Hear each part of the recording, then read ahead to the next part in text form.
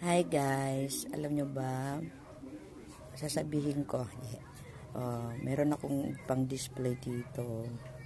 Ang cute nila, mga babasagin. So ito nakita ko to sa kahon. Nagkakalutkot kasi ako. Ayan, merong unggoy, may tigre, may elepante, ayan. Meron ding ahas. Ayan o. Merong kalapating ligaw, charot. Ayan guys, ayan. I-display ko siya, pero lalagyan ko siya ng ng glue gun kasi yung iba sira. Nakita ko to sa kahon na maliit eh. Hindi ko alam bakit, sabi ko bakit pa kaya may ganito.